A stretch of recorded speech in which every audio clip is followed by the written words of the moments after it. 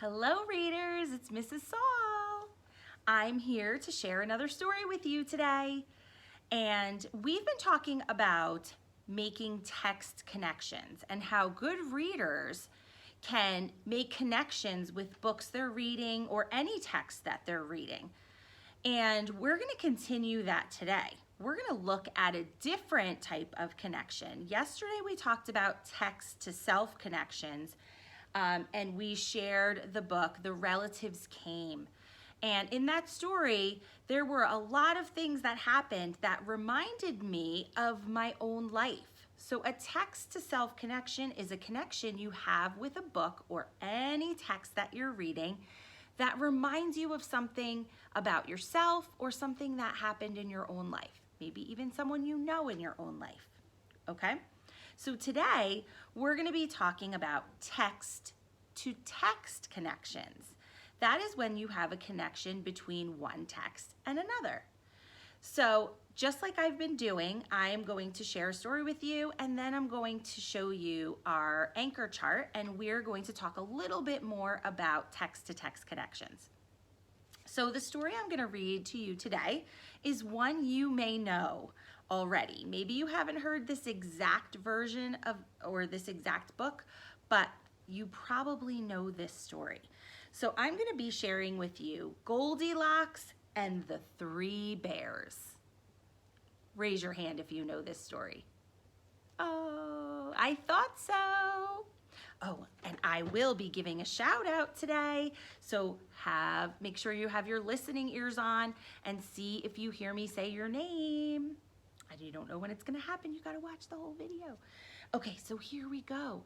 This is Goldilocks and the Three Bears, and this version, this is a fairy tale, and this story has been written many, many times, or has been retold many times by all different authors, and they all change it a little bit, okay? Usually when you read Goldilocks or you read Little Red Riding Hood, you'll hear different versions of the story, and the author changes things, to how they like.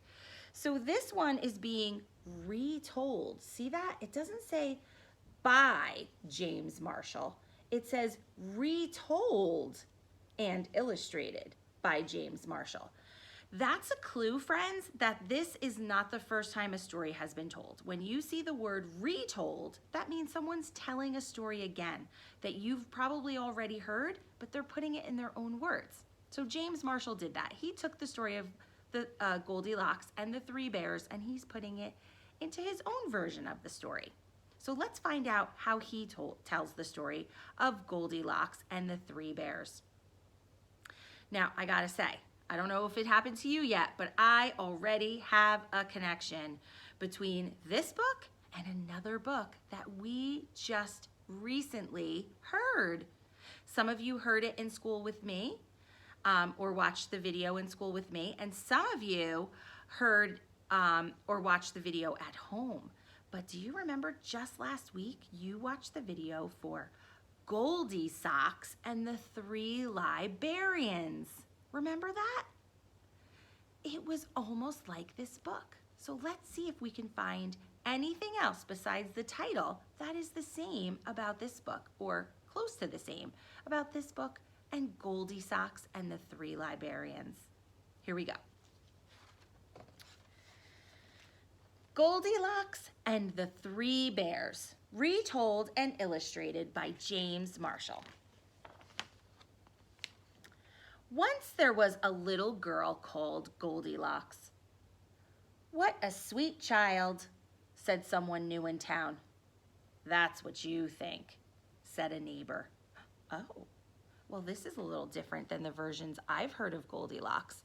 But I do know Goldilocks was a girl with blonde hair. I see that so far. What is she doing? She's swinging. She looks like she's gonna jump into that little pool. One morning, Goldilocks' mother sent her to buy muffins in the next village. "You must promise not to take the shortcut through the forest," she said. Oh, so here her mother is telling her, don't take any shortcuts. You need to not go through the forest. You need to go to the next village. No shortcuts. I've heard that bears live there. I promise, said Goldilocks.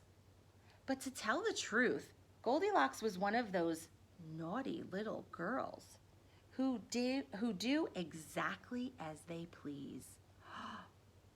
Oh, friends, I have to tell you, I wasn't expecting this, but I'm having a little bit of a connection right now with a different book that we just read recently. I wonder if you're thinking of the same one about a child who didn't listen all the time. Are you thinking what I'm thinking? Are you thinking about David? So I'm having a connection between this book, the character Goldilocks in this book, who it says she's naughty and she did what she pleases and she didn't always listen. And David, in this book, they were the same kind of character. They didn't always listen to what their parents told them. Let's find out what happens. Well, let me look at the pictures here because we know pictures can tell us more than words sometimes. So what's happening here? Oh boy, look at this. There's a sign in the forest that says shortcut. That's kind of funny. Danger, very risky, not a good idea. Turn back, go the other way. Oh my goodness. So now her mother has told her not to take the shortcut through the forest. And all of these signs are clearly telling her not to go that way. But look at her face. She's kind of grinning. She's got a naughty little grin. I don't think she's gonna listen. I think she's gonna go right into that forest. Meanwhile, in a clearing deeper inside the forest, in a charming house all their own, a family of brown bears was sitting down to breakfast. There they are. There's their house in the woods. You can see them inside. They're sitting down to have breakfast. Well, that sounds like the Goldilocks stories I've heard before. "Patooey!" cried big old Papa Bear. "This porridge is scalding hot. I've burned my tongue." "I'm dying," cried Baby Bear. "Now really," said Mama Bear, who was of medium size. "That's quite enough." Oh my goodness, these bears are quite dramatic. So Papa Bear said his mouth is scalding. Baby Bear, I don't know what's going on with him, but he said he's dying. And Mama Bear saying, "Not really now, come on." "I know," said Papa Bear. "Why don't we go for a spin while the porridge is cooling?" "Excellent," said Mama Bear. So they got on their rusty old bicycle and off they went. There they go. So I'm having a connection with Goldilocks because in the story of Goldilocks and the three bears, I remember that there were three bears, or they were librarians, but there were three bears in that story, just like in this story. A few minutes later, Goldilocks arrived at the bear's house. She walked right in without even bothering to knock. Oh, not very nice. Another text-to-text connection. It's making me think of how Goldilocks also did not knock. She saw all those books inside and she just went in. She couldn't resist. On the dining room table were 3 inviting bowls of porridge. Friends, if you're not sure about this word porridge, we don't use that word very often. It's kind of like a type of oatmeal. That's what the bears were having for breakfast. "I don't mind if I do," said Goldilocks, helping herself to the biggest bowl of porridge. That's like in Goldilocks. She helped herself first to the biggest book, but it was too big on the shelf, remember? But the porridge in the biggest bowl was much too hot. "Patooey!" cried Goldilocks, and she spat it out. Pooh. Next, she tasted the porridge in the medium-sized bowl. But that porridge was much too cold. Then Goldilocks tasted the porridge in the little bowl, and it was just right. Neither too hot nor too cold. In fact, she liked it so much that she gobbled it all up. Okay, so this part of the story is reminding me of Goldie Socks. When she first went in the house and she looked at books, she picked a book that was too big and a book that was too small, and then she found a book that was just the right size. They even used those same words. She found one and it was just right. Feeling full and satisfied, Goldilocks thought it would be great fun to have a look around the house. Right away, she noticed a lot of coarse brown fur everywhere. So she's noticing fur, and it's brown. I can guess that it's probably from the bears who live there. They must have kitties, she thought. Now, clearly, she thinks these people have cats. Maybe she doesn't know it's bears who live in this house. In the parlor, there were 3 chairs. I don't mind if I do, she said, climbing into the biggest one. But the biggest chair was much too hard, and she just couldn't get comfortable. There she is. Remember, then Goldilocks picked a nonfiction book, and it was too hard. Just like this chair is Goldie Socks picked a book that was too hard. Just like the chair is too hard in this book. Next, she sat in the medium-sized chair, but that chair was much too soft, and she thought she might never get out of it. So this part reminds me of when Goldie Socks picked a book that was too easy, right? It wasn't just right. Then Goldilocks sat in the little chair that was just right. Neither too hard nor too soft. In fact, she liked it so much that she rocked and rocked and rocked until the chair fell completely to pieces. She rocked in that chair a little too hard, I think, my friends, because she broke it. Oh boy. Now, all that rocking had left Goldilocks quite tuckered out. Tuckered out means tired. I could take a little snooze, she said. So she went to look for a comfy place to nap. Upstairs were 3 beds. I don't mind if I do, said Goldilocks. And she got into the biggest one. But the head of the biggest bed was much too high. So she didn't like the head of the bed. That's this part of the bed and the way the bed goes up. Look at this. See how the bed is like on a slant? That must be one of those fancy sleep number beds or something where you can, or convertible beds where you can move it up. Guess she doesn't like that. Next, she tried the medium-sized bed, but the head of that bed was much too low.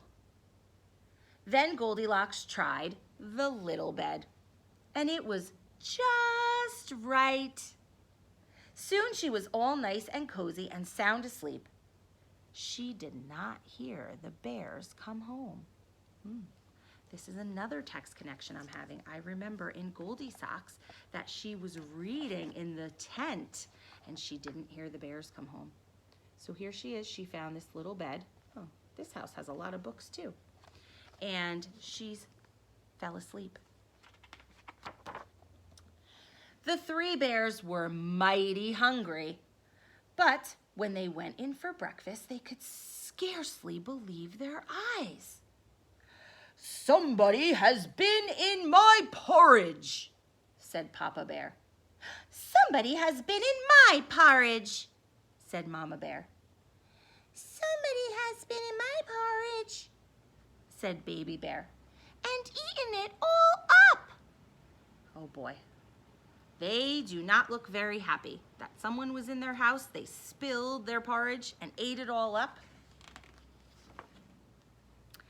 In the parlor, the 3 bears were in for another little surprise. Somebody has been sitting in my chair, said Papa Bear. Somebody has been sitting in my chair, said Mama Bear. Somebody has been sitting in my chair, said Baby Bear. And broken it to smithereens. Oh boy. Uh-oh, the lights. I'm gonna leave them off this time, friends. The three bears went upstairs on tiptoe, not knowing what they would discover. At first, everything seemed fine. But then Papa Bear lay down on his big brass bed. There he is. "Somebody has been laying in my bed," he cried. And he was not amused. That means he was not happy. He didn't think it was funny.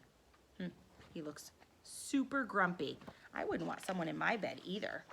I just had a text to self connection because I was thinking about how I would feel if someone was in my bed. Look at that.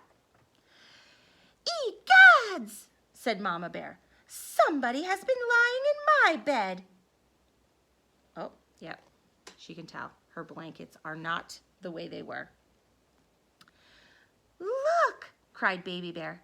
"Somebody has been lying in my bed, and she's still there." Uh-oh. "Now see here," Papa Bear roared. I'm going to see if I can turn the lights on if I toss a marker over there. It didn't work.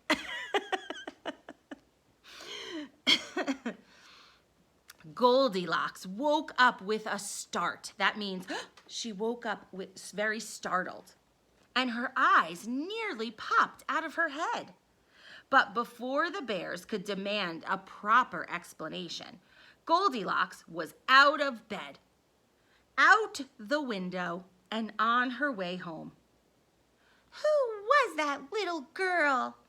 asked Baby Bear. "I have no idea," said Mama Bear, "but I hope we never see her again." There she goes. And they never did. Look at her face. Wow. She looks scared there. I can tell by the way her face looks like this. Oh my goodness. So friends, I had another text-to-text connection at the end. Now in the story, excuse me, in the story Goldilocks and the Three Librarians, remember when they found Goldilocks, the bears, they were not upset. They were so happy to have a reader in the house, and they didn't mind she was there at all. But in this book, it was different. So even though it wasn't exactly the same, you could still have a text-to-text connection when you're noticing that something's different. Okay, this ending is different than Goldilocks and the Three Librarians because they were not happy to see her and she ran away scared. I hope you enjoyed this book, and I want to give a shout out today to Treasure. I hope you enjoyed this story, Treasure, and I hope everyone enjoyed the story. And let's turn and talk about our text-to-text connections, but I'm going to have to turn the light on for this, so BRB.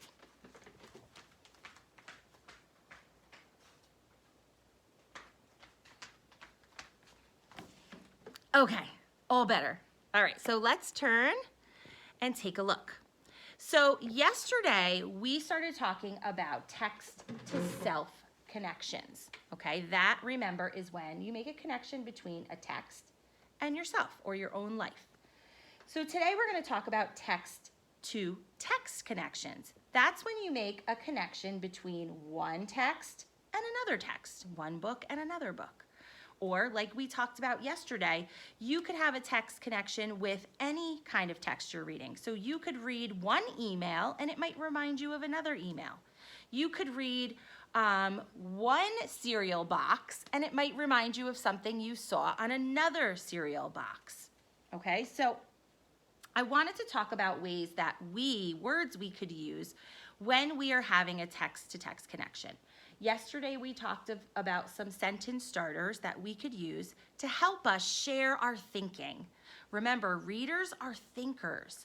We need to think when we're reading, not just read words. We have to think about the words we're reading. We have to think about the characters, and that's going to help us better understand what we're reading. So It's a really good thing to be able to talk about your reading with somebody else or even just with yourself. You can talk to yourself about it. So I wanted to share a few sentence starters that you could use if you found yourself having a text-to-text connection. So one thing you could say is, this is like the book, ... That means you have to finish this sentence. So I said in the beginning that Goldilocks and the Three Bears is like the book Goldie Socks and the Three Librarians. So I'm going to add that one to our chart. Okay. Here is another one you could use. This character is like the character ... You need to finish the sentence. So you might say, this character in Goldilocks is like the character Goldie Socks. They look alike. They went into someone's house without asking. So they had things in common, right? So this is another way you could share your thinking when you're having a text-to-text connection. And boys and girls, you can do this with any books, not just the books I'm sharing with you. Any books that you read. Okay, and the last one. This book reminds me of the book ... Okay, this is another way you can share. You might remember too that this book also reminds me, like I had said before, this book also reminds me of other Goldilocks books I've read. And not all the Goldilocks books that I've read in the Three Bears were like this. She was naughty in this book. She wasn't naughty in other books. So you could have text-to-text connections with multiple books, not just one. So this book reminds me of the book is another way you could start a sentence to share your thinking about text-to-text connections. So that's it for today. Tomorrow, you're going to see another video about the third way that we can make text connections. And until then, happy reading. Bye.